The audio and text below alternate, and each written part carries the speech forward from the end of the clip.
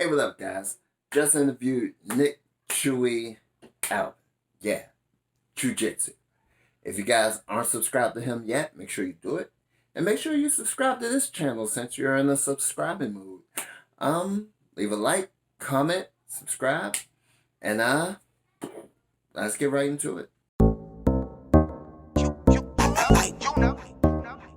I might. There's no limit forever.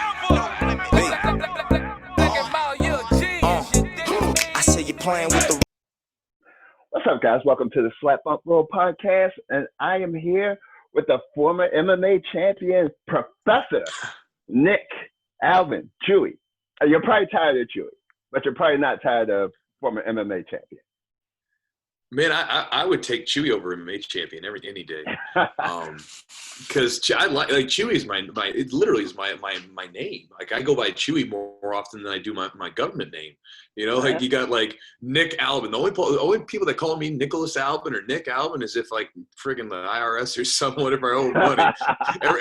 Day to day, it's like it's Chewy. You know. I hear you, but like I was shocked to find out that you did MMA. Like I was subscribed to you for a long time. I was watching your videos when you had your phone on the railroad tracks. But I didn't know you did MMA. Like, tell me about that. Well, I mean, that's why I got into jiu-jitsu originally, because so for me getting out of high school, like when I was a teenager, right around that time, like, so I graduated in 2003 from high school. And around that time, all of a sudden the UFC was getting big. And I had started watching Pride in like 2001. All of a sudden I got into MMA again because I watched it as a kid. And then all of a sudden in high school, I started wrestling. And then, you know, from looking into wrestling, all of a sudden you find these guys were fighting in the UFC and fighting in Pride. And, oh, it's really cool. So as soon as I was getting out of high school, I was thinking, man, I want to go fight. That's what I want to do. And so I started looking up, you know, the way that I looked at it was, well, the thing that I always noticed when I was watching these wrestlers is they would take people down, but they couldn't finish anyone. The jiu-jitsu guys could finish people on the ground, but they couldn't always take people down. And so I was like, well, then you just need to be able to do both of those things. I was like, well, I'm going to keep working on my takedowns and I'm going to learn some jiu-jitsu. So I started training immediately after high school was over, started doing jiu-jitsu like before my high school was up. I remember they were having all these like award ceremonies and stuff like that. And I was going to the gym and training, you know, at the end of my senior year. And then that's what kind of got me into jiu-jitsu, is because I was trying to do MMA. And then, you know, mixed martial arts, it ended up being weird because I ended up falling in love with jiu-jitsu. Like I liked that more than I did mixed martial arts. I thought mixed martial arts was fun. It was definitely something to experience because you go through a lot of crazy stuff when you've got to do something that involves some really serious harm to someone. There's a lot of nerves and a lot of soul searching that you go through that stuff. But in the end, what ended up happening was it was a bunch of fights. And, you know, after those fights were over, I was like, you know what, like, this is cool, but I want to focus more on jiu-jitsu. And so again, I never really took MMA to the next level. Basically, I would fight periodically when I just got the bug, when I got the itch. And I was doing it at a certain point to further my gym because I had these guys that were fighting and I was trying to lead them into battle and kind of lead by example. And so I was doing it. Plus I still wanted to do it. And then in 2012, I stopped fighting after about 14 total fights. 13-0-1 was my combined amateur and pro record. My pro record was only 3-0. And again, I fought at some casinos and stuff like that, but nothing too crazy. Nice. Sounds like you were a killer, man. You gave it up. Yeah. I think there's a point, like I like jiu-jitsu. Jiu-jitsu is what I like. I like the atmosphere of jiu-jitsu more than I like the atmosphere of MMA. And like, for instance, like when I'd go to MMA, like here's a good one. My very first fight I took, and we're going to this casino, right? And my opponent was from Georgia. And so for me, like I can turn it on. Like I don't need to act tough or anything like that. I can turn it on because to me, this is very much a calculated decision. I don't hate the person across from me. We're sportsmen. We're going to compete against each other. I will do whatever I've got to do to win, and just that. I don't want to take it beyond that. And so, you know, I remember I got to the venue, weighed in, and I saw my opponent, and I went to shake his hand. I was like, hey, man, I was like, nice to meet you. You know, like, best of luck to you tomorrow, right? And he just like puffed up his chest. He held up his chin, looked at me, and you know, and I asked him, I was like, are you Marcus? Because Marcus was the guy I was fighting, and he just kind of nodded at me and was like kind of staring me down. And so I remember my hand is like stuck out, like reaching out for him, but he wouldn't shake it. So I just kind of like waved it in the air, like up and down. I'm like, okay, I'll see you tomorrow, you know. And then it was interesting because it was funny. There was two versions of myself that would fight. There was the version of when the opponents were nice, which was not often. A lot of dudes kind of walk around like, you know, if I wasn't fighting MMA, I would try to beat the crap out of someone else or something, you know, and that just wasn't my attitude. And so then there was those guys that were really cool, and we would have like basically very like a lot of respect for one another, and we would just go out there and beat the crap out of each other. And then after it was over, it was all fair and good. When the guys disrespected me, I was very aggressive, and there was this, I would charge across the ring and just that kind of stuff. And then when the dudes were respectful, it was very like, it was just touching gloves, and now we're going to go. And, you know, that was that, you know, it's like I said, but what happened was there came to a point where I just realized, one, that I think I didn't really have it in me to want to take MMA to the next level. But I love jiu-jitsu, and I wanted to just do jiu-jitsu. It's like every time I would start fight camp for MMA, I would have to stop doing as much jiu-jitsu, and I would have to do more boxing, sparring. I was always doing boxing anyway. I enjoy the sport. I think it's fun, but I had to do more sparring, and I had to do more MMA sparring. And it's just it's a different environment where jiu-jitsu was just, for me, it was more fun. And honestly, I think that I'm better at it than I would have been, because I wouldn't have been a very, like, I used to fight at 205 and 185. And I think if I was to actually really try to go pro and stuff, I would probably have to cut down to like 170, just because I'm not that big. I remember like going to a UFC and seeing some of the 185 pounders walk around. I'm like, these dudes are monsters. Like, I mean, I'm so small compared to them. Whereas jiu-jitsu, you don't necessarily have to be the biggest person frame wise. You can find a way to make your particular frame work for the sport. You know, so if you're really tall and wide and big, that's fine. If you're kind of stocky like I am, like, that's fine too. And either way, it's going to work. Oh yeah, definitely. That was pretty much my story. Like, I wanted to come in, and I was going to be the UFC champion. And I got in there. I did boxing, I did judo, I did everything, and I just fell in love with Brazilian jiu-jitsu. It went on forever. It's only a couple ways to throw a punch, like, but jiu-jitsu, it just goes on forever and ever. I mean, so you didn't have Derby City MMA back then. Like, who were you fighting for? Well, so when I first started training, for anybody listening that maybe he's like young into this sport, I didn't start in a training facility as they would know now. I started in like the back room of a weightlifting gym. And then afterwards, we ended up, when I had my very first fight, we were training in a facility that we shared with a traditional, like, Japanese jiu-jitsu club. They had a traditional Japanese jiu-jitsu club, and then we would come in afterwards, which was definitely like a clash of culture in those sorts of things. And then eventually we were training in another back of a gym, whatever, and that was with a different fight team. I went to Derby City MMA in 2007, July. So gosh, it's been about 13 years there now.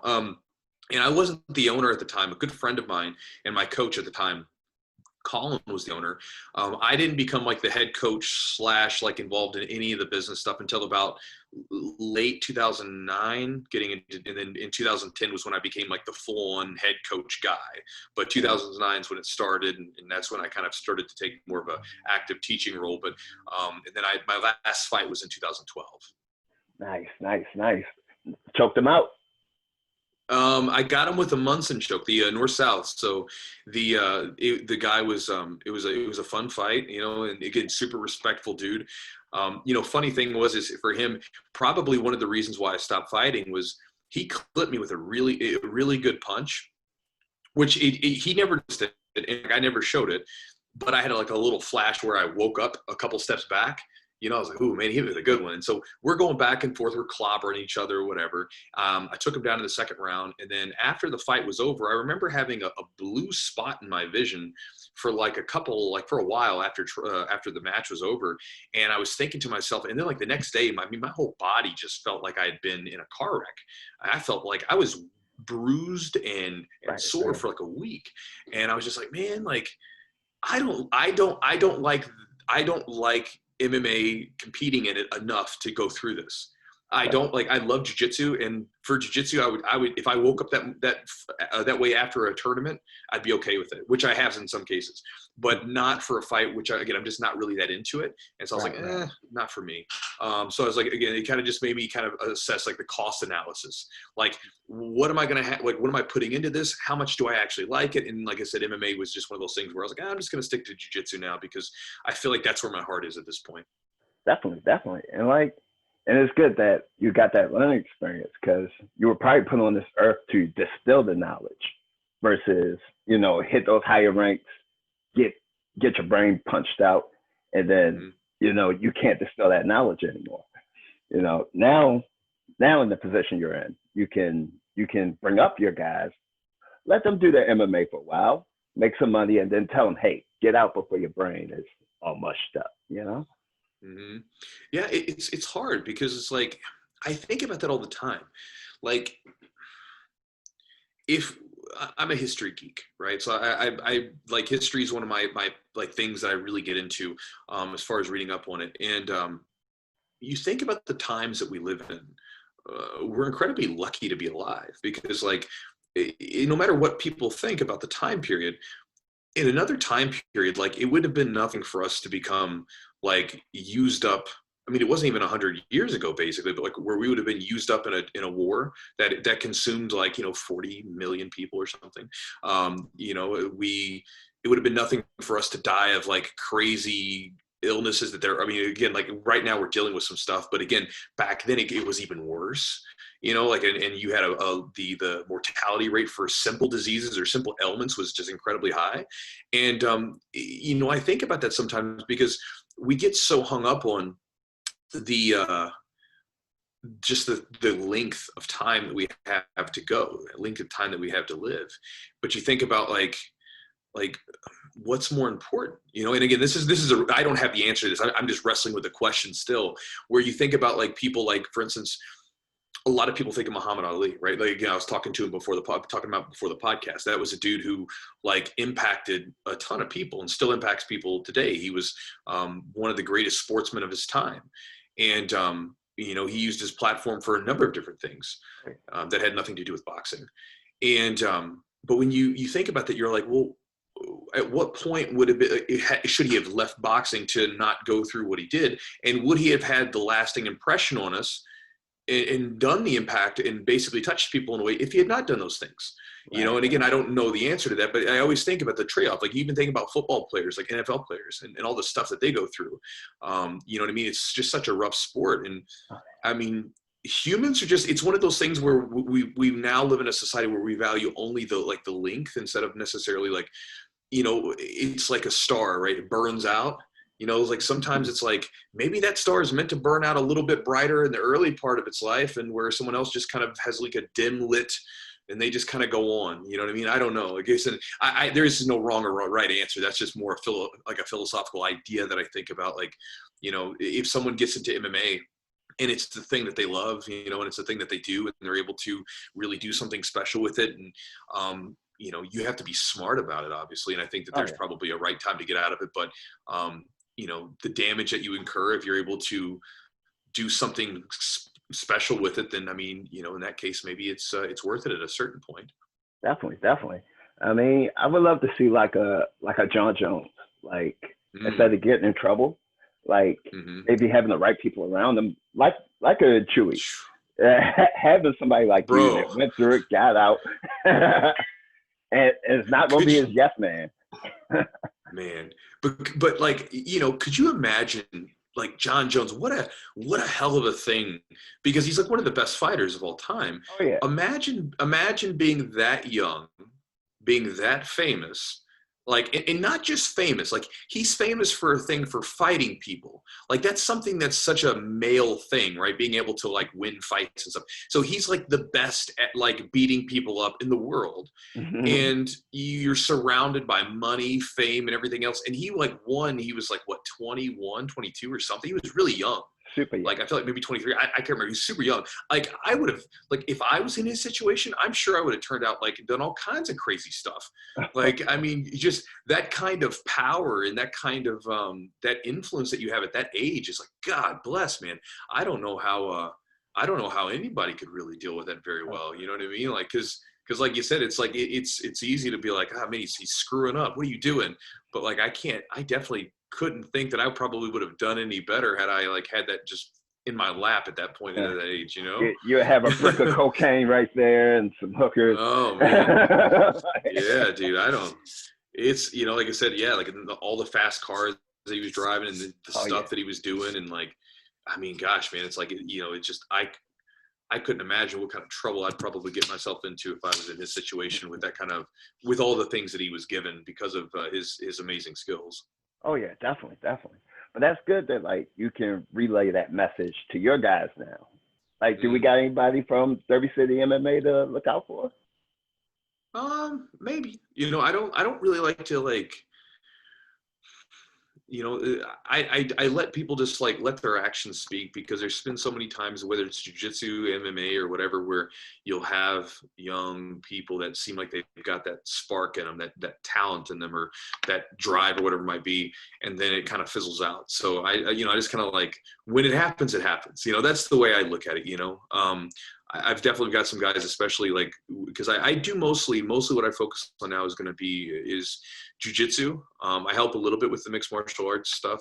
And obviously I'm kind of like I call myself jokingly like the gym dad. So like, I like, you know what I mean? Like, so if something's going on, you know, like, Chewy, can I talk to you for a second? I'm like, yeah, it's good. Let's have a talk, you know? And trying to help manage like the kids program and stuff like that. Because again, I think that's something I think that's how I originally found you, was you were posting on about like, you know, doing a thing for kids and bringing jiu-jitsu for kids that are in less fortunate situations. And I think it's a beautiful thing, because that was something that like, that's something where I think my heart moves closer and closer towards, where bringing people into jiu-jitsu from, you know, because the thing about jiu-jitsu, what I think is neat, not just jiu-jitsu, but combat sports in general, is that you get so many like different experiences from those places. You meet people you would have never met otherwise, and you then become expanded to different perspectives than you would have never had otherwise. Like, I came from we were dirt poor, you know what I mean? Like growing up, it was like, I remember like growing up, we lived in like a 1-bedroom apartment at one point with 2 sisters, my mom, and, you know, we were paying for everything with like the old food stamp booklet where you'd have like the weird, funny looking money and stuff. And I mean, you know, mom was giving plasma on the side and stuff like that. And that's just the way it was. Right. And she got herself together and everything else. But I remember going to like jiu-jitsu, and I would drive across town, and I would to like the more nicer part of town. But I met so many different people there that gave me so many different ideas, like business owners and people that did all these other different things. And it was like, oh wow, like there's a different way to live life than what I'm exposed to currently. And it was really useful. And so I want to try to do that, where you can bring people together. And because you're basically communicating through this primitive idea of just like wrestling and grappling, a lot of the things that we separate ourselves by in culture and day-to-day life, those sort of things dissolve very quickly when you're in the middle of rolling, and you're just, you sweat and bleed the same color, and you get to know each other because you're no longer divided amongst things that you're told to divide yourself with. And I think it's a useful way to cut through a lot of things. And I was looking to do the same thing. I don't know how I got on the subject, but I was looking to do this same thing as that with some high schoolers and teenagers and stuff like that. And so that's kind of what I focus on mostly, is jiu-jitsu at this point. Definitely. And like, I'm glad you brought that up. Like, starting this program at Oliver Recreation Center, everybody in Baltimore, Maryland, I'll tag the GoFundMe somewhere in here. You can read up on it. Yeah. If anybody's got a couple bucks, don't force yourself. Don't break yourself. I know it's hard. These are hard times. If you can, give to it. If you can't, you can't. But I definitely want to bring jiu-jitsu to the Black community, because like, I remember catching 2 buses in the middle of the night to go across town to train somewhere. I was thinking, if I could bring this to the community, then that's one less kid that these guys get to complain about standing on the corner trying to squeegee off your window. Right?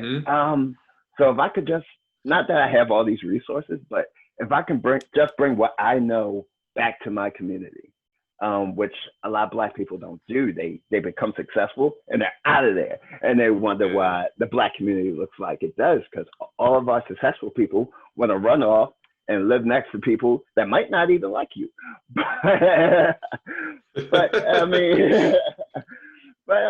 But yeah, I wanted to learn something, come back to my community, and distill it. And when this thing is built, it'll outlive me.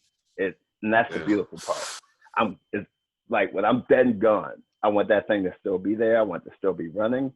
Maybe throw my picture up on the wall, throw it in the closet. I really don't care, as long as it's running. But you said you had something that you wanted to work on, a high school kid? Yeah, no, it's very similar to that. It's so just like you're saying, like a lot of times, especially, and this is true for even like me, when I grew up in a poor, it was mixed, it was black and white, but when I got a couple nickels I could rub together, I wasn't living there anymore, just for different reasons, but my thing is like our gym is located in a part of town that's it's interesting, because it's like you have the socioeconomic level is all over the place. You have there's, which in Louisville is actually a fair amount of money, like $300,000-$400,000 homes. Like that may not get you much in other cities, but in Louisville, that's a pretty good home.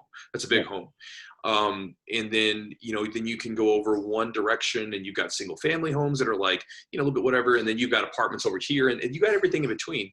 And, there's a lot of high schools around the area where they have wrestling programs that don't have the funds to do wrestling in the off season, like some of the other nicer schools in the nicer part of towns. Yeah. And so I spoke to a couple coaches and I was like, hey, let's try to work something out where these guys can come in and wrestle in the off season. We'll teach them some jiu-jitsu. I actually even had a coach contact me. It's kind of weird. I was thinking about this idea for a while. I was telling my girlfriend about it. And then about a week later, this guy messages me from a high school and he's telling me he was like, I want to get my kids into jiu-jitsu, my wrestlers.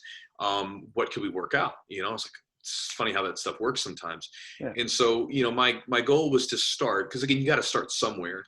Yeah. My goal was to simply start with having some wrestlers come in, which would be great for my teenage students that are rolling there already, and bringing in these wrestlers to come train.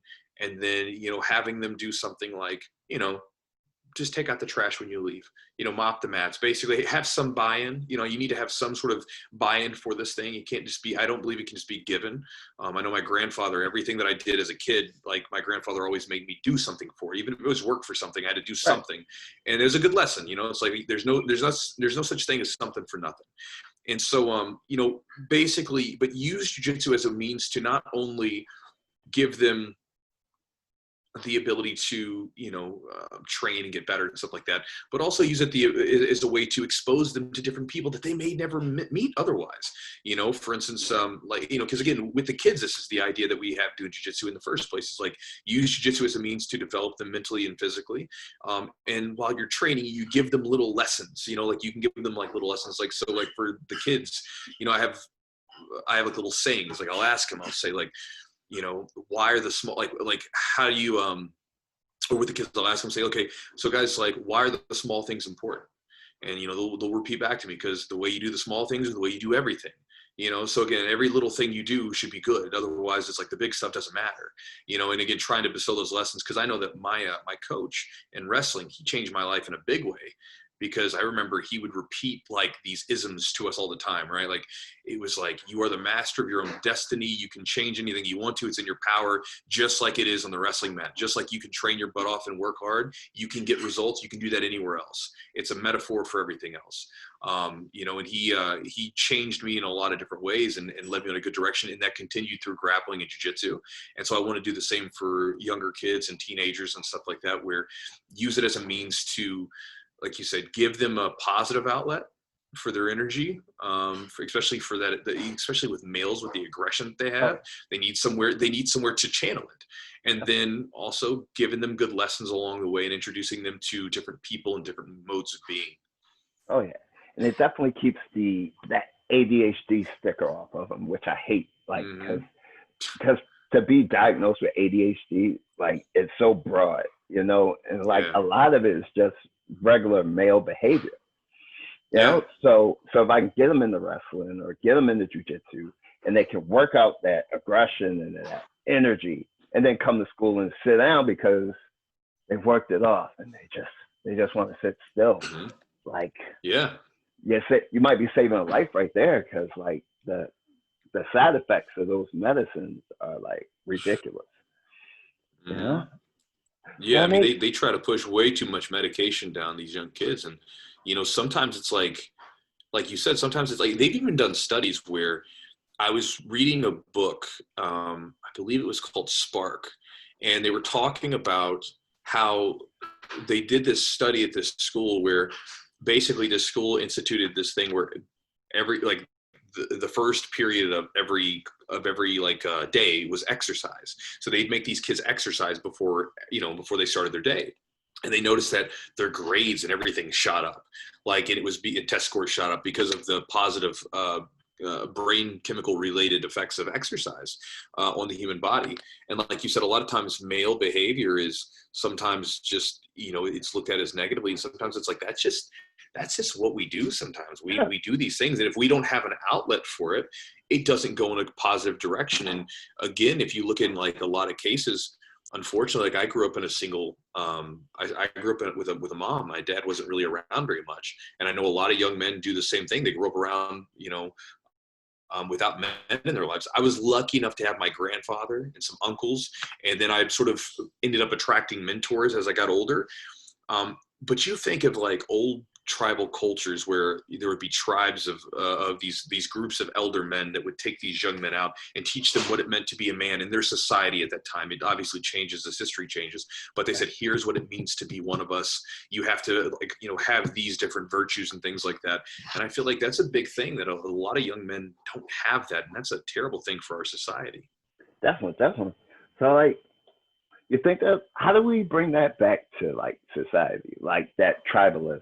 Like when the dad's not there, like my dad wasn't there. Well, for the most part, he wasn't there. About 12, 13, he was out of there. But it was, but how do we bring that back, that tribalism? What do you think? Well, I think that, and when I say like, the word tribalism, especially like right now with people with the way that they hold views, maybe isn't a good term sometimes, but I know what you mean. But basically that idea, like, I think is finding spaces for people to just do those things. Just like, for instance, like at my gym, we have some women's only classes, right? So women can go be women. And it is the way it is. Like you throw a dude in there, it changes the dynamic instantly. Right. Men need spaces too, because you throw a woman into a male dominated space, it changes the dynamic, right? The way we are, like we go from the maturity level, we try to act like we're a little bit more mature than what we are, but when it comes to those things, I think it's recognizing the importance of mentorship. And then as you get older and you learn a couple things, like take it upon yourself as a duty to try to help the young people out in your society, because, like you understand this as a guy, right? Like how what does it mean to be a man? First off, you have to interpret that for yourself. Right. And then how do you learn how to be a man? I don't know, figure it out.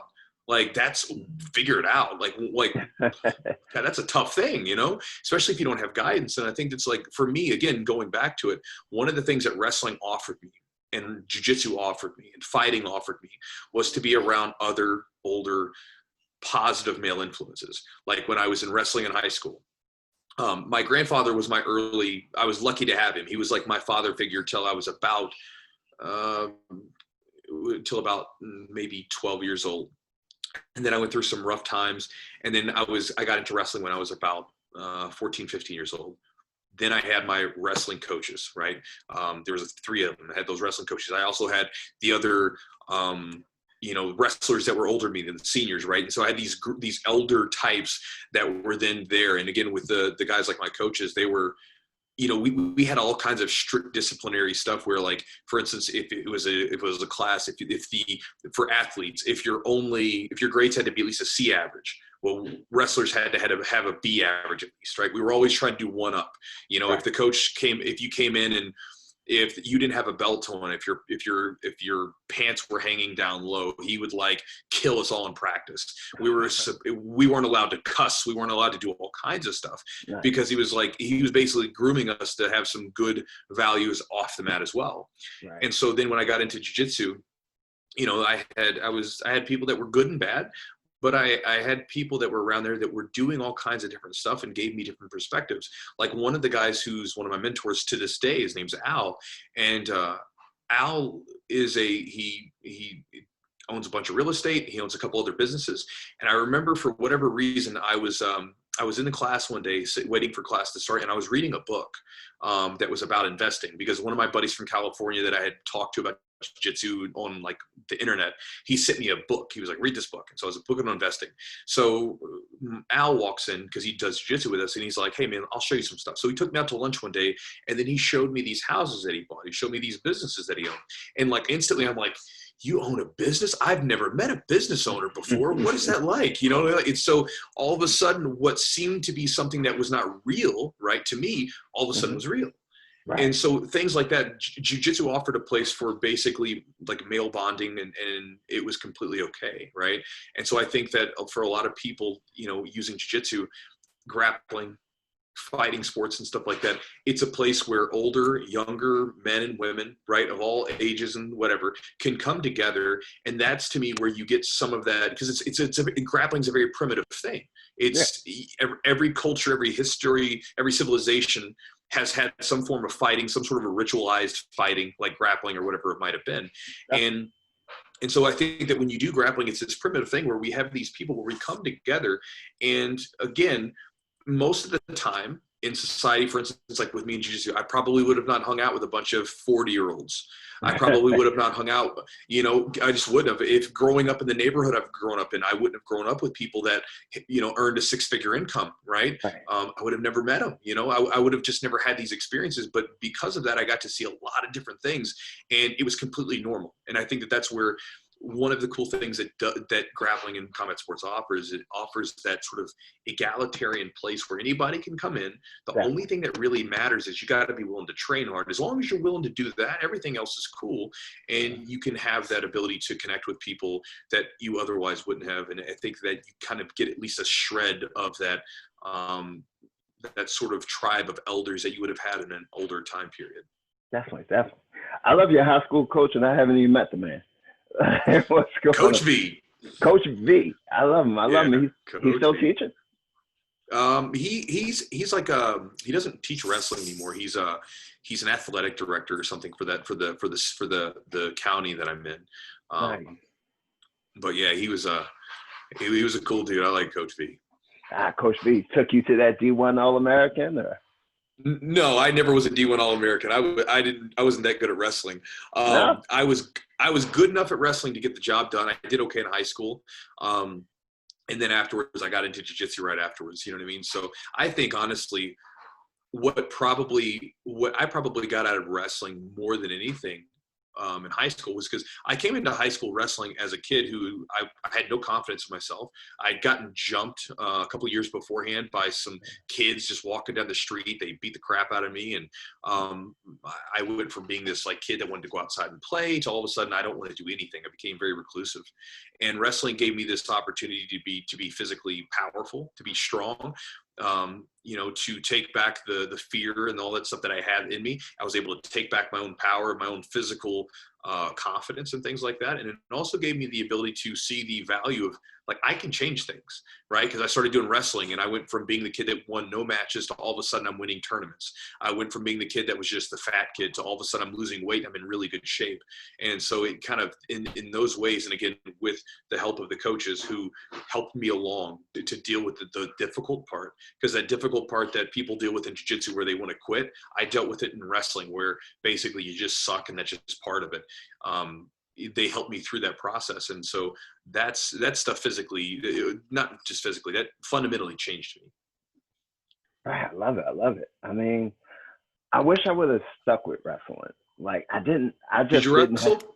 I wouldn't even say I wrestled. Like I practiced with these guys for like 2 months, and I just didn't have the discipline. And like if it didn't involve women, I probably just dropped out. and which I did. I dropped out. It was like, and if I wish I would have known I was going to land in jiu-jitsu, and I would have stuck. Mhm. You know, do you think that gave you the leg up on the mats when you finally started jiu-jitsu? Yeah, I think it definitely helped. It helped and it hurt me in some ways because it helped me because I was already used to grappling. Mm-hmm. So I could already take people down. I already had like movement and everything else. It hurt me because I had a lot of hang-ups on not wanting to play off my back. Right. Like I didn't want to play guard. I didn't want to do these things. And I would turn my back and get choked out and all this different stuff.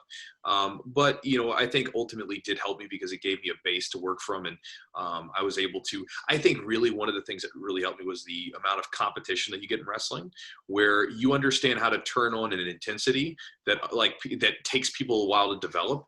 And you develop it faster in wrestling because out of necessity, because you're always competing. Whereas like a lot of people in jiu-jitsu, since they don't compete as often, it takes a while to develop that intensity. And so a lot of times when people roll with a wrestler, one of the things they'll say is, God, dude, the guy's like crazy. He's coming at me. And that's just because, you know, if you roll with a high level jiu-jitsu competitor that's never done wrestling before, they're going to come at you. If they're going hard, they're going to come at you with that same level of intensity.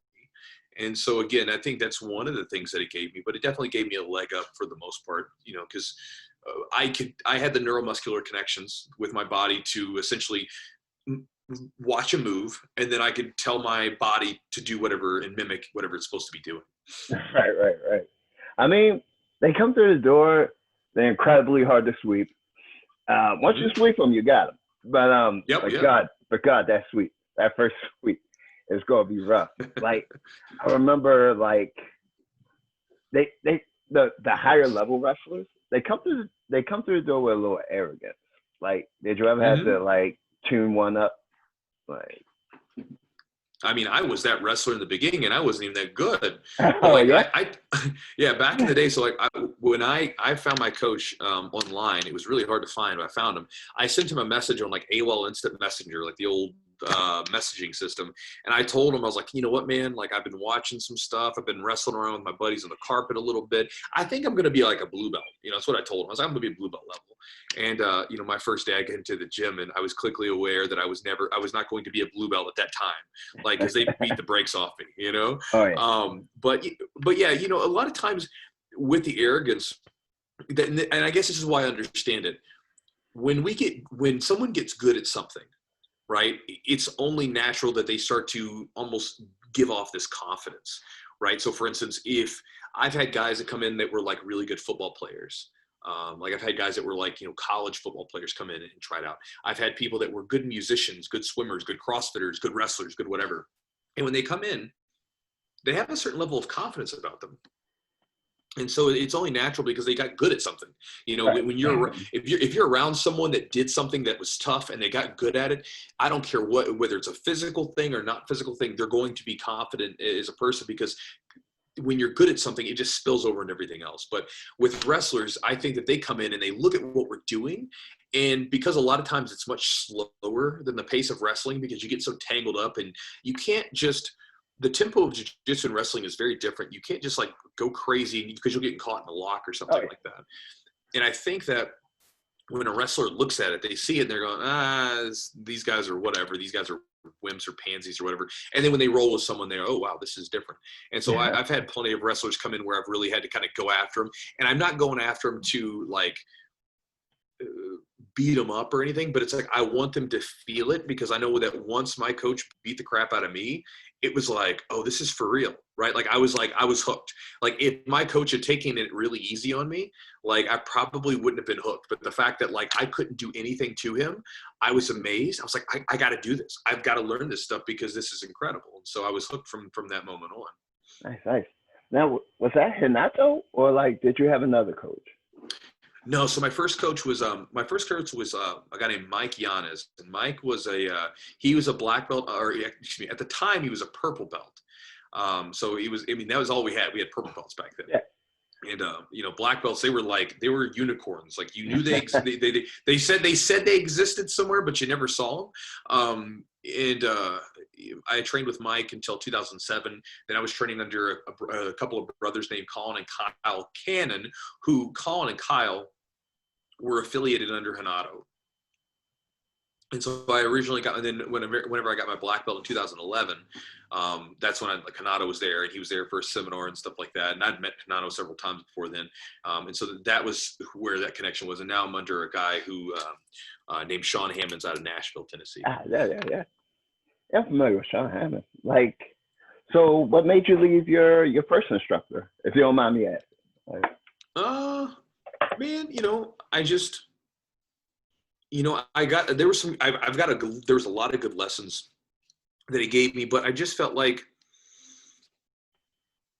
that there was a point where I didn't feel like he was as invested into the thing that as I would have expected, I guess you would say, and so I just felt like he wasn't quite there. And again, whether that was wrong or right, I decided to leave because I felt like at that point he was kind of going through the motions. Yeah. You know what I mean? And so again, exactly. I don't need an instructor to be on the mat every single day rolling, because again, as you get older, it's not going to happen, right? They need time to rest and stuff. But I just felt like that there was a point where he wasn't invested as much as he should have been. And so I left. And then I went to a group of guys named Colin and Kyle Cannon, and I've been with them. And then they eventually had to leave because of work-related reasons, but I was with them until they left, and then, that kind of thing. Definitely. I know exactly what you mean. Like my first instructor, it was more like business. It wasn't like this personal, like, you're my student type of feel. It was like towards the end, it was just like business. And I was like, I need to leave. I need to grow. Like, do you think it was more like business and like you're my customer instead of my student type of thing with your first instructor? No, it wasn't anything like that. So, because I know exactly what you're talking about. I've never been around a coach where I felt like I was a dollar sign. Now I run a good business. My business partner and we run a good business, but that's like one of the things that we always stress is like, we don't ever want to become just a business. It's like, you got to straddle that line between making sure, like, I want these people to feel like they're a part of something, but at the same time, we do have to run a successful business because if we run the business well, then we get to support them to like sponsor competitions and do all this other cool stuff. But going back to it, it was never anything where I felt like a dollar sign. It was more of just where I felt like, again, it was just like literally just, I don't think he was really into it at that time. And so you'd have all these guys like busting their tails and stuff like that. And I just felt like at the time he just wasn't really invested into it. And also here's the thing, I'm not I don't like drama. Right. I don't like the drama thing. Like, there's a lot of people on social media, like today I posted a picture and I thought it was being funny. But I got a lot of hate for it, whatever. But I don't like to create drama. Like, I'm just like, it's just not my thing. And my old coach was kind of a drama guy. Like, there would be all these, like, we had all these rivalries and like where I had friends at other gyms. And I think honestly, we're kind of like one of the other times where one of the other things that led to me leaving was I went to, train with a couple of my buddies at another gym. And when I went to train with them, they told me that like after the training session was over, they told me I couldn't train there anymore because of like all the stuff on the internet that my coach was doing. And that was when I was kind of like came to this moment where I'm like, well, like, I'm not like that. And I don't want to be associated with that because you are the company you keep. Right. And so I don't want to be associated because I was like the right-hand guy. I was like the next in line. So if this is the way he was, I was going to be perceived as this way, and I didn't want to be perceived as that way. So that was another one of the big reasons why I left. Definitely. I understand, man. I mean, we hit everything. Ready to get into some rapid fire questions? Whatever you want to do, brother. I'm following you, man. Who do you train with, by the way? I'll train with Noel Smith now. Okay, Noel Smith. Cool. Definitely. I'm loving it, man. It's like you got to plant yourself in the right soil. Like my past gym, I was kind of stifled with the stuff I wanted to do because I love jiujitsu. So obviously I wanted to monetize it. And and I don't know, it just rubbed higher people the wrong way at the gym. So like, I didn't think I was stepping on anybody's toes, but apparently I was. because I started designing gis and whatnot and teaching elsewhere, and like didn't really have an interest in affiliating. So like I said, a businessman is like you're stepping on my toes. I gotcha. Yeah. But then I move over to Noel Smith, and I run questions past him before I join up. I'm like, hey, is this cool? He's like, I don't care. He's like, is this cool? I don't care. I'm like, wow, this is the right soil for me. Like, I'm there 2 months, get my black belt. I'm like, wow. And I'm like, so like instantly I knew like this is the soil that I needed to be planted in. You know?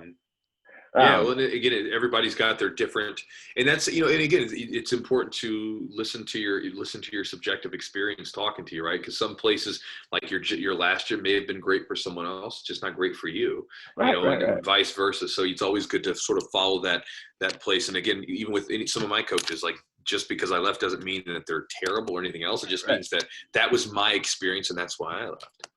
Definitely. I mean, like for 10 years, it was great. It'd be like, I don't want anybody to think it wasn't great by watching this. Like I spent 10 years there. It must have been something. Must have been all right. Yeah. Yeah, but it's just, I don't know. People grow apart. Like I wanted more. I needed to be able to spread my wings, and like I just didn't know my wings were bumping into somebody's face. Like sure. I thought it was missing them by a mile, but hit them in the face. Like, I don't know. But yeah, I want to ask you some questions. I put it out there on Facebook. Hey, if I get a high level black belt, what questions would you want me to ask? And I was like, and I got a couple here for you. You ready, man? All right, man. All right. This one's coming from Will. How do you keep motivated after all these years? Motivated after all these years. Well, first off, you kind of like just do something where when you do it for so long, it doesn't feel like, it's almost like, so here's the thing. A lot of people almost like they go chasing the dragon, right? Like where they get super motivated in the beginning. You're so motivated in the beginning. And then as you continue to train longer, that motivation, that crazy extreme energy that you had in the beginning, that's not going to be there anymore. And so then you start doing things for a different reason. You know, it's like a relationship with another person in the beginning. When you first meet each other, there's fireworks, and there's all this excitement. Eventually things settle down to a sense of normalcy, and you begin to, you know, stick with each other for different reasons. Yeah. And so it's like that. So you got to understand that it changes. Now, I do things mostly out of discipline, or you just do them, right? I'm just going to do this because I enjoy doing it and I like the benefits of it, blah, blah, blah. Now, the one thing I will say is with like motivation is I'll either start to look up new moves, because again, there's something fun about trying new stuff out. So I'll start looking up new information. I still look through instructionals and stuff to this day. Or I'll give myself some goal. You know, some goal that I want to have, you know, like that's it. So it's usually one of those things. It's either a goal because the goal will get me to do something, or sometimes I'll try to find something new to kind of bring into this relationship with this martial art that I have to try to make it exciting. You know, it might be sometimes like, it's been sometimes as simple as I'll get a new set of rash guards or new gis or something, and then I want to go wear the gear. You know, I want to go try it out. Or sometimes I'll go on like a little like trip to a couple other gyms that I've not been to before, just to roll some different people and just kind of whatever, you know, again, there's a ton of different ways, but just kind of do something to kind of get something new going into it to some degree. Definitely. Like, it's like, I need to challenge, like where I'm at now at Noel Smith, BJJ, Alliance Glen Burnie. Anybody wants to check it out, come on down. Like, it's always somebody that can kill me. So like, that keeps me motivated. Like, how does he keep doing it? Like Joseph Overstreet, Patrick, Coach Noel, who's like 50, and I'm 35, and on paper I should be whooping this guy, but I can't. Right. and I had the pleasure of rolling with Hinato, who's like taller than me. You would think I can beat this guy, but he's like a car battery, like right here. Yeah. It's like, he knows how to put that weight just in the right spot. Oh yeah. So I mean, like that's my motivator. Like just hanging with killers that will run through me, and I've always got to better myself. You know. Yeah. Like, second question. Tate wants to know what's the root of your style and the history of it. Of my style? Yeah, the history of jujitsu. Yeah. So, well, I mean, the history of jiu-jitsu, that's an interesting one, right? Because there's a lot of, it goes back a long time, back to like the 700s, you know? All right. But as far as my style goes, I mean, are we talking about my personal style, or are we talking about jiu-jitsu itself? I think we're talking about jujitsu. Okay. Well, I mean, you know, the jujitsu stuff's kind of murky because, like, depending on who you get it from, it goes from historical to like mythological, right? Like, you know, like for instance, jujitsu, our mythology is that Elio was this poor, sickly little guy that was like beating up fighters and stuff like that. But when you look at Elio, he was like, he was an in shape dude back in the day. Like when you look at the pictures of him when he was fighting, you know, but anyway, I don't get off talking, but basically when you look back at it, the brief history of jiu-jitsu, Brazilian jiu-jitsu, well, it starts off as Japanese jiu-jitsu, which has roots that go back into like the 700s, you know, I think is when they have some writings about it initially. Then by the 1800s, you had all these different jiu-jitsu schools, like traditional jiu-jitsu schools practicing. You had Jigoro Kano, who basically created what would be called judo. Eventually, originally it was considered like a sort of a subset of jiu-jitsu, but eventually it got its own name of judo at some point. I forget when that was. And then judo practitioners had this thing where they started spreading it around the world, where they would go around to these different places and do challenge matches. They'd go fight the catch wrestlers and football players in America. They'd go down to Brazil and they'd fight people, and they do all this stuff. They spread it everywhere. I mean, this is one of the reasons why you see judo all over the world, right? Because they did that. They spread it and proved its effectiveness. Right. And you know, like one of the really cool inventions of judo was that we can grapple and we don't have to strike. We can always add the strikes in later, but we're going to focus more on the grappling, that we can do full speed.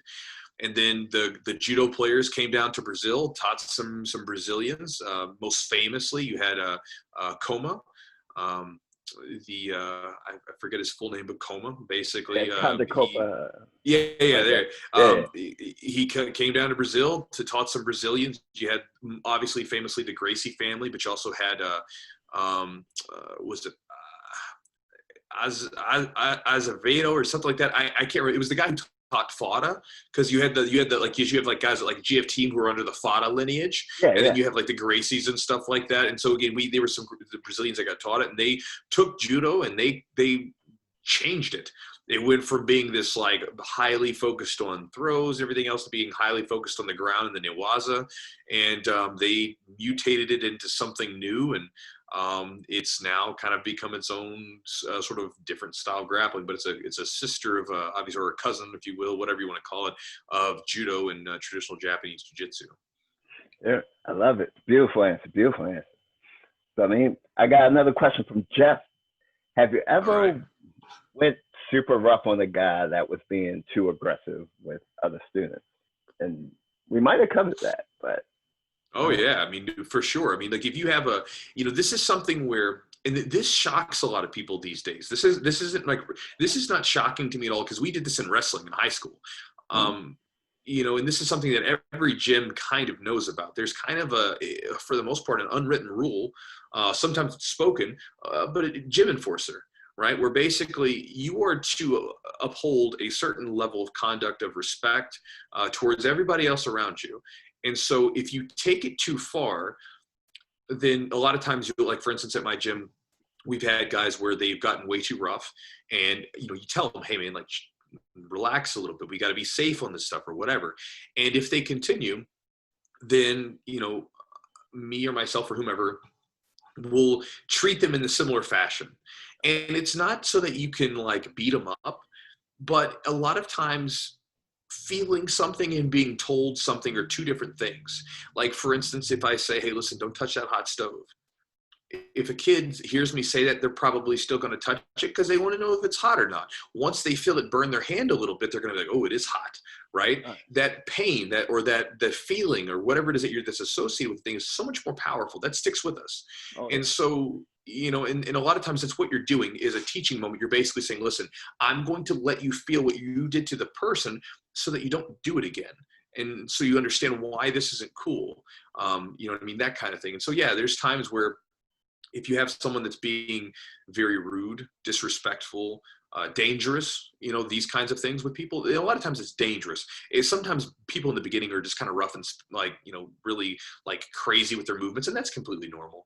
But if they're dangerous, disrespectful, rude, things like that, that's when you might have something with a gym enforcer where they'll put a little bit more pressure on them and treat them in a way that isn't nice.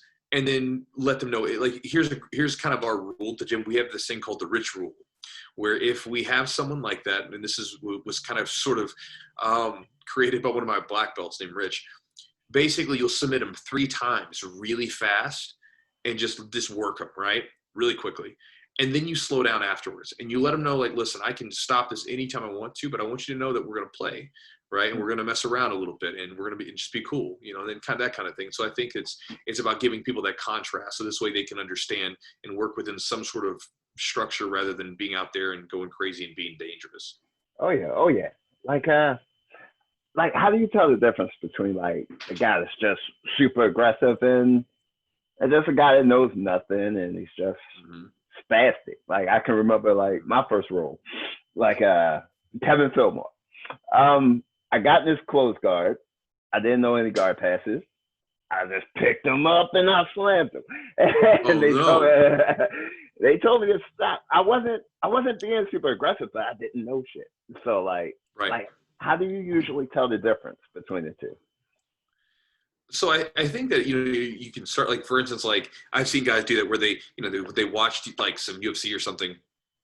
It's like Rampage, okay, boom, you're gonna slam him, right? Like we've had that happen before. Even me, like when my very first role ever inside the gym, I put a dude in a can opener. I had watched a UFC fight and watched a guy do the can opener. I was just cranking the hell out of his neck. I didn't know what I was doing. I think it really comes down to the way that they receive like criticism and receive things. So like, for instance, if you slam the dude and you're like, well, we don't slam each other like in the gym because we don't want to break each other's necks for just a regular day of rolling and stuff. And then you're receptive to it. It's all good. I think that a lot of times the gym enforcer type stuff is reserved solely if you have someone that has potential, but they're just not getting it, then it's like, all right, we'll treat them like, for instance, I've had guys before where they, for instance, we had a guy one time who was like talking too much about beating other people. Right. Yeah. So like he would submit people and then like you'd be in the locker room and he would be talking about it. Oh no. And right. Exactly. Right. That you are breaking, we have boundaries, metaphorical and literal boundaries inside of our gym. And that is a metaphorical boundary. We do not cross that barrier because we have to be comfortable losing to one another because that's what we do every day. Right. And so he was doing this and I was like, bro, you can't say that. Like, you got to stop. And he just did not get it. So one day, one of my purple belts was going with him. And I mean, he probably submitted him like every 30 seconds with a knee on belly arm bar, boom, boom, boom, just ripping him and going. Yeah. Afterwards, he was kind of sitting there and I came up to him and talked to him. I was like, look, bro, if you talk the way you're talking now and you bring it up and you sort of in the locker room about who you're tapping, this is what every role is going to be like with every person you roll with because nobody wants to lose to that guy. Yeah. Right. So just knock it off, and he did. And he's been with us for a number of years. He's openly said that the gym changed his life and he's wrote some really heartfelt stuff that's friggin' brought me to tears. So again, he's a great dude. It's just one of those things where, again, and that's the case. If the person didn't have some sort of potential, I wouldn't even waste my time. But when you have someone that has potential, you just sometimes got to make them feel a little bit because then it's like, it's a much more powerful message than it is simply to like hear someone. Like, again, it's why, like, for instance, you could talk trash to someone on social media and they could write back, man, you really upset me a lot, right? And you would be like, whatever, because there's no feeling associated with it. You're looking at a screen. But then if you looked at the person and you saw them crying and you saw them and you were actually feeling some of the empathy that would come from that, it'd be like, oh man, I didn't mean to go that far with it, right? It might change. Maybe you did, I don't know. But if it was just something stupid, you might change your mind about it because, again, you actually have a feeling associated rather than just, just words or whatever. Right. And tapping a guy out once or twice, it means nothing anyway. So why would you want to run in the locker room and like talk about this stuff? Like I tell my guys, like, you should be tapping out every night because you should be trying something new. Like, not just going through your regular old blueprint, like trying to add stuff to your game and getting caught while you're trying to add stuff. You know? But Chris wants to know, what do you want to see in a white belt before he gets promoted? Well, there's a lot of stuff. Most basically, in a very wrapped up, quick answer, I want to see that he has a basic understanding of the fundamentals, just basic stuff, right? Your basic positions. He has a basic understanding of all that stuff. I want to see that he's able to execute some of the techniques that he has under pressure during a roll, assuming that he doesn't have any medical issues barring that. I want to see him be able to use it. And I want to see his attitude be in a good place because, again, I think that, you know, I'm not really all that interested particularly in like having a guy who's a really good jiu-jitsu like person with physicality and with their abilities and then be a complete shithead as a person. You know, so the person could be the best person ever, but if they're submitting their teammates and they're not helping them back up, to me, that's a problem. And so, you know, there's a lot of things.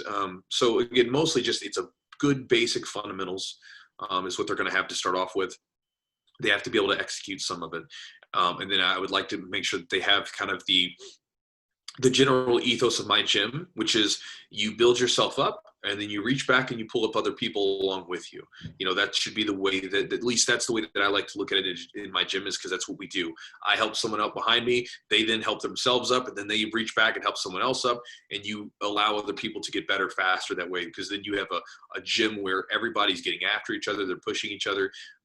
But it's all it's in a good natured environment, which allows people, I think, to progress faster. I love it. I love it.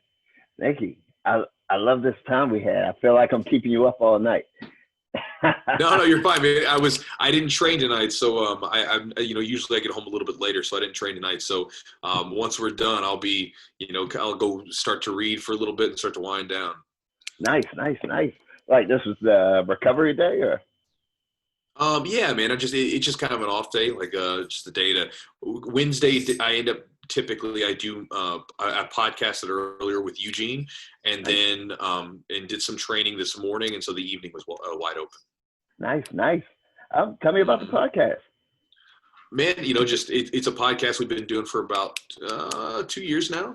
So me and my buddy Eugene, we get together and we host it, and we chat with people, and that's what we do. Just like any other podcast, right? We're just kind of like, you know, talking to different people, finding different stuff out, and benefiting from a conversation with people where you don't have but it's funny because when you're having a conversation with someone through a podcast, you're not looking at your phone or messing around with anything else, and you're like 100% into it. And I feel like there's a lot of benefit to that. It's like we've lost that ability to give ourselves like 100% undivided attention to other human beings around us, right? Like you'll see people having conversations and they're like, I mean, I'm guilty of this too, you know, like, yeah, what's up? What are we doing? You know, like, so I think it's a good thing. Definitely. And that's a good point. Like we're never too far from this thing. Like if we could only like turn it off for like a second and just have dialogue. Oh, dude, I do it every Sunday. Like, you ever heard like people do the intermittent fasting? From food. I do like intermittent fasting from like my phone on Sundays, where basically I just put that sucker in the corner and I do whatever else I want to do. I really don't mess with it too much on Sundays, because it's like and even on Saturday nights, like after, usually I use it so much for work and everything else that I do, but on the weekends typically I don't mess with it too much. And like and this is like as much as I'm on social media, I'm not on it as much as people may think, because again, I want to be away from it sometimes. Right. And like at your level, you probably got people to run it for you. No, I mean, I still do my stuff. If it's gonna be something where that's gonna come from my voice, like I'm gonna make sure it's me. I'm not that interested, because for instance, with social media stuff, I'm not interested in having this giant following. That's like, for instance, like I've seen those things where people want to buy, like, hey, do you want to buy followers? I'm like, that's a terrible idea. Like if I want to create good enough content, develop a good enough message, give you a good enough information away, whatever it is that I'm doing. I want to do it good enough that people are attracted to me, not because of some weird hack in the algorithm or something, right? Like for instance, with my YouTube videos, those things started Like there was no hack to it. There was no, like, I wasn't trying to tweak an algorithm. I was just trying to be as genuine as I can be to another human being who has a question. That's it. That's all it is. And with the posts, like, sometimes I'm just screwing around on Instagram and I make a post. Sometimes I'm trying to be very genuine with it, but I'm just sharing something. And if it resonates with you, I want you to stick around. If not, no big deal. But I want that stuff to come from my voice. So I don't really have any intention of like paying some person to like, talk as me, because Right. I don't see the need in posting that often on those things. I mean, I'm sure there is probably a need. I'm sure I could have lots of bazillion followers, but again, I just, it's not that important to me, because I think there's different ways to run these kinds of business things. And it's not just about the quantity of your followers. The quality is just as important. Right. And you want like when you're running your brand, you want like engaged followers, not robots, not empty cell phones that you paid somebody to watch your video over and over again, Right. And I don't want them to look at me as like some empty robot either, just putting up stuff because they're some sort of obligatory post. Like, oh, he's got an obligatory post today. It's like, it's not interesting. There's nothing to it. Like, I don't want that to be the content either. And so if it's going to come for me, it's going to come for me. There's other things that I automate and that I'll pay other people to do. But if they're words written, if they're words spoken, like it's me. It's straight from Chewy. I love it. Mm-hmm. Chew, I'm gonna let you go, man. Thank you, brother. All right, brother. I appreciate this thing, man. All right, man. I know we've been trying to link up forever, but like, I appreciate you sitting down, chat with me. Anything you want to shout out before you get out of here? No, man. If anybody's listening to this, and if this is your first time ever hearing from me, you can check me out online. Just put in jiujitsu on YouTube or anything like that. You'll find me. If anybody's interested, I send out, usually it's Monday through Friday, sometimes Saturday, emails and messages to my personal email list. And if you want to join that, I'll give you some different free resources. They might change later on, but you can check that out at my website at chewjitsu.net. But other than that, that's it. That's it? No Twitter? No nothing? Where can we get if you want to follow Instagram, Twitter, anything online that I'm involved with is chewjitsu. So CHEWJITSU. You can put it in there. You can find me if you want to connect, whether you're on Instagram or YouTube, Twitter, whatever. That kind of. I'm all over there. So nice, little man, brother. Hey, thank you, brother. Thank you. Hey, it was nice to meet you. All right, guys. Awesome interview with Nick Albin. Chewy, don't call him Nick. Awesome interview. Great guy. We've been missing each other. We finally locked it in, and we brought you guys the heat, and I love it. Guys, make sure you like, comment, subscribe. Check out the links in the description. That fundraiser I talked about in the description. If you can give to it, great. Can't. Totally understand. That's it, guys. I'm Dave.